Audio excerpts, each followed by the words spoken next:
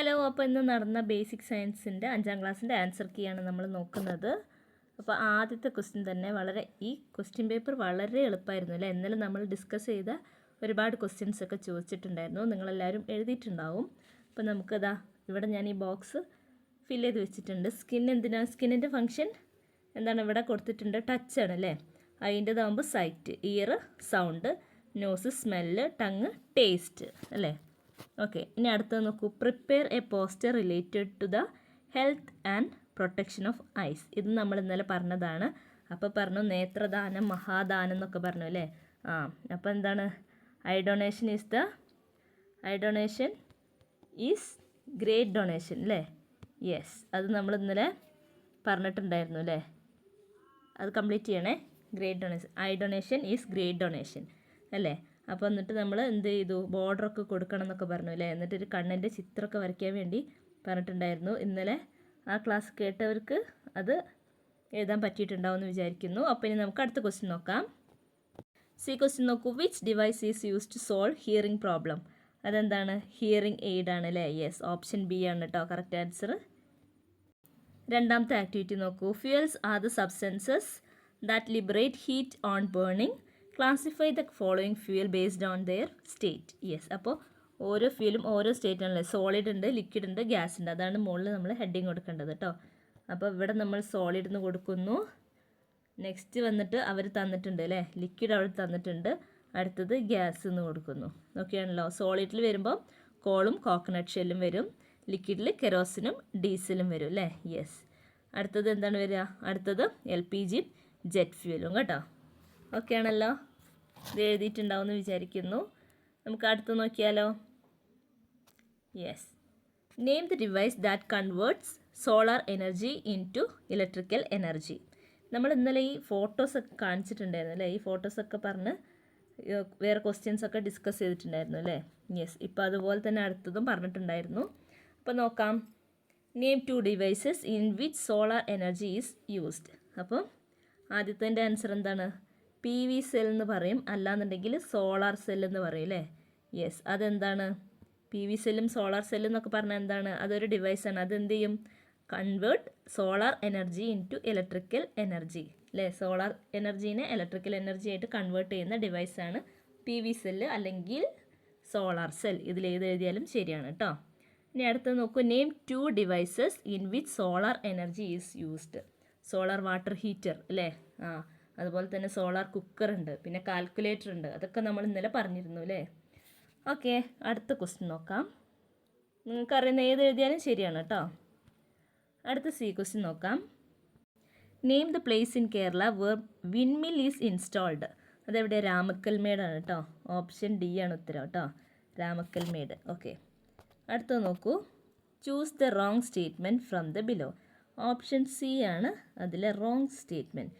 Ans get protection from enemies. അത് തെറ്റാണല്ലേ. Yes, ബാക്കിയൊക്കെ ശരിയാണ്. ആൻസ് ലിവ് ആസ് കമ്മ്യൂണിറ്റി ആയിട്ടാണ് ഉറുമ്പുകൾ ജീവിക്കുക. ആൻസ്, അയ്യടാ അതിലൊരു മിസ്റ്റേക്ക് ഉണ്ട് കേട്ടോ. ഓരോന്ന് പറഞ്ഞു നോക്കൂ. ആൻസ് കമ്മ്യൂണിറ്റി ആയിട്ടാണ് ജീവിക്കുക. Ants do not lay eggs. അതല്ലേ തെറ്റ്, ബി ആണ് കേട്ടോ തെറ്റുത്തരം. ആൻസ് മുട്ടയിടൂലേ അല്ലേ. Ants get protection from enemies. Ants collect food. അവർ ഫുഡ് കളക്ട് ചെയ്യും അല്ലേ. അതുപോലെ തന്നെ ശത്രുക്കളിൽ നിന്ന് രക്ഷ നേടും. പിന്നെ അതുപോലെ Ans do not lay eggs എന്നാണ് പറഞ്ഞിട്ടുള്ളത്. അപ്പോൾ നമ്മളോട് റോങ് സ്റ്റേറ്റ്മെൻ്റ് ആണ് കണ്ടുപിടിക്കാൻ പറഞ്ഞിട്ടുള്ളത്. അപ്പോൾ ഓപ്ഷൻ ബി ആണ് കേട്ടോ കറക്റ്റ്, ഓപ്ഷൻ ബി. ഓക്കെ ആണല്ലോ. അവർ മുട്ടയിടും അല്ലേ, ഇതിൽ മുട്ടയിടില്ല എന്നാണ് പറഞ്ഞത്. Ants do not lay eggs എന്നാണ് കൊടുത്തത്. ഓക്കെ ആണല്ലോ. യെസ്, ഇനി അടുത്ത ബി ക്വസ്റ്റ്യൻ നോക്കാം. Name other 2 tiny creatures except ants which live in groups. അപ്പോൾ ഗ്രൂപ്പായിട്ട് ജീവിക്കുന്ന ഉറുമ്പുകളല്ലാതെ വേറെ 2 എണ്ണത്തിൻ്റെ പേര് എഴുതാനാണ് പറഞ്ഞിട്ടുള്ളത്. അപ്പോൾ നമുക്ക് ഹണി ബി എഴുതാം, ടെർമൈറ്റ് എഴുതാം അല്ലേ. ചെതിലും അതുപോലെ തന്നെ ഹണി ബി, തേനീച്ച അല്ലേ. ഓക്കെ, അടുത്തത് എന്താ, റൈറ്റ്. നിങ്ങൾക്ക് ഇഷ്ടമുള്ളത് എഴുതാം കേട്ടോ. അങ്ങനെ കൂട്ടായിട്ട് ജീവിക്കണമെന്നേ അവർ പറഞ്ഞിട്ടുള്ളൂ. ഓക്കെ, ഗ്രൂപ്പായിട്ട് ജീവിക്കണം, അങ്ങനത്തെ ജീവികളെ പേരെഴുതാനാണ് പറഞ്ഞിട്ടുള്ളത്. അടുത്ത ക്വസ്റ്റ്യൻ നോക്കുക. ക്വസ്റ്റ്യൻ നോക്കുക. Write 2 reason why we call the frog an amphibian.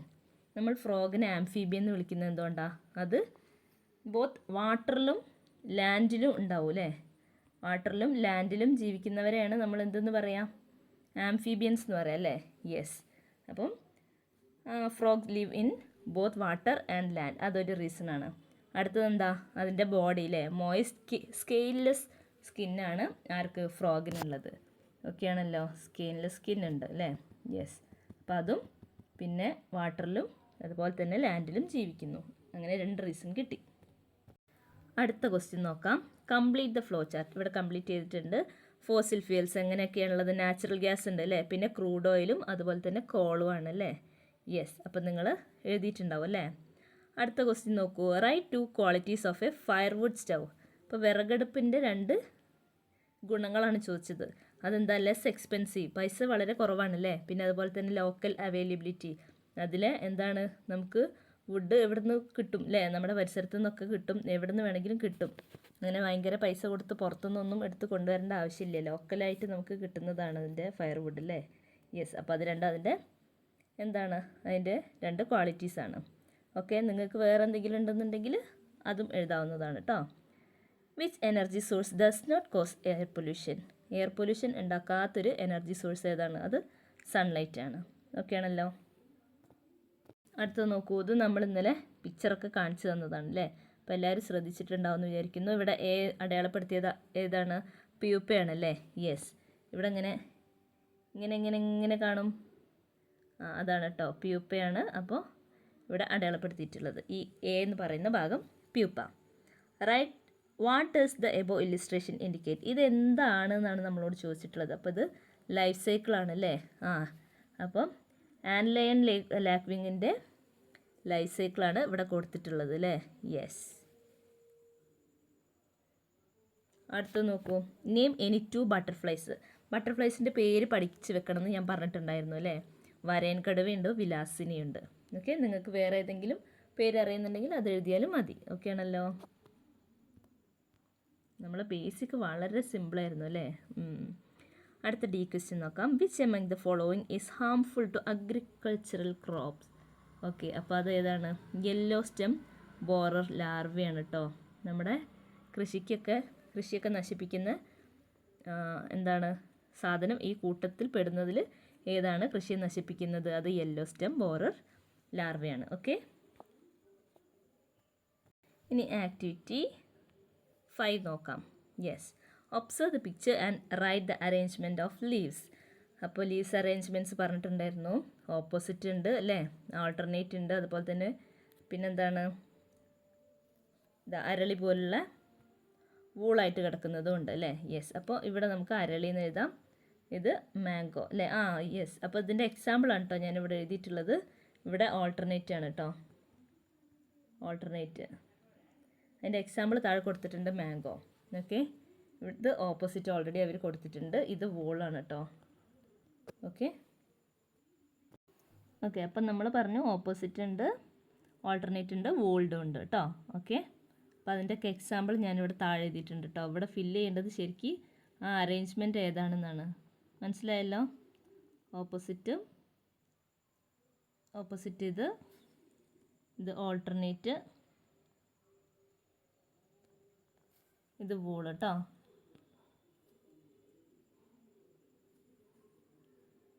Okay.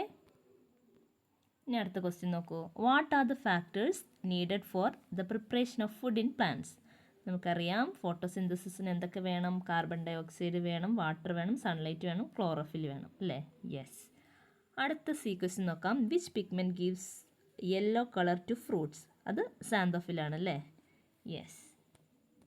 അടുത്തത് ആക്ടിവിറ്റി 7 നോക്കാം. ക്വസ്റ്റ്യൻ നോക്കാം. ലേക്കസ് ആസ്പെറ, അതെന്താണ്, തുമ്പയാണല്ലേ. Yes. Thumba is a plant whose number is decreased due to the destruction of habitat. Write the names of any 2 habitats. നമുക്കറിയാം, നമ്മൾ പഠിച്ചിട്ടുണ്ട്, grass land പഠിച്ചിട്ടുണ്ട്, desert പഠിച്ചിട്ടുണ്ട് അല്ലേ. നിങ്ങൾക്ക് ഇഷ്ടമുള്ളത് എഴുതാം കേട്ടോ. അപ്പോൾ ഇവിടെ 2 ഞാൻ എക്സാമ്പിൾ കൊടുത്തത് ഗ്രാസ് ലാൻഡും ഡെസേർട്ടും ആണ്. ഓക്കെ. അപ്പോൾ ഇനി അടുത്തത് ബി ക്വസ്റ്റ്യൻ നോക്കാം. Classify the following plants based on their venation. Write suitable titles. Okay. അപ്പം നമ്മൾ വീനേഷനും ഇന്നലെ പറഞ്ഞിട്ടുണ്ടായിരുന്നു അല്ലേ. അപ്പോൾ ഇവിടെ നമുക്ക് 6 പ്ലാന്റ് തന്നിട്ടുണ്ട്. കോക്കനട്ട് ഉണ്ട്, ജാക്ക് ഫ്രൂട്ട് ഉണ്ട്, മാംഗോ ഉണ്ട്, ഷുഗർ കെയിനും അതുപോലെ തന്നെ പാഡി, ബാമ്പു. അപ്പോൾ നമ്മൾ ആദ്യം തന്നെ ഈ പേര് നിങ്ങളൊന്ന് ശ്രദ്ധിക്കണം കേട്ടോ. ഇവിടെ റെക്റ്റിക്കുലേറ്റ് ആണ് വരിക. ഞാൻ ഏരോ കൊടുത്തിട്ടുണ്ട് കേട്ടോ. റെക്റ്റിക്കുലേറ്റ് ആണ് ഈ ബോക്സിൽ വരിക. അതുപോലെ തന്നെ ഈ ബോക്സിൽ വരുന്നത് പാരലലാണ്. ഓക്കെ ആണല്ലോ.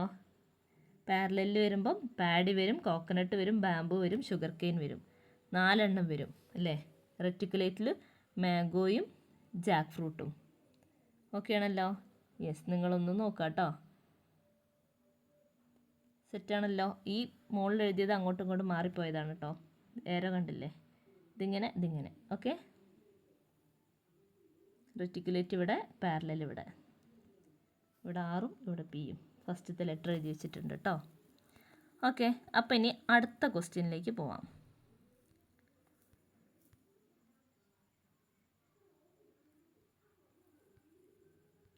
Yes, last question. Which among the following is A monocot plant? അതാരാണ്? അത് കോക്കനട്ടാണ് അല്ലേ. അപ്പോൾ ഇത്രയേ ഉള്ളൂ നമ്മുടെ ക്വസ്റ്റ്യൻസ്.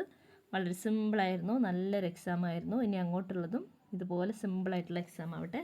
അപ്പോൾ എല്ലാവരും നന്നായിട്ട് പഠിക്കുക. നമ്മളെ മാത്സിൻ്റെ വീഡിയോ അടുത്തത് അപ്ലോഡ് ചെയ്യുന്നതാണ്. ഓൾറെഡി ഹിന്ദി അപ്ലോഡ് ചെയ്തിട്ടുണ്ട്. അപ്പോൾ എല്ലാവരും ഇരുന്ന് കാണുക കേട്ടോ.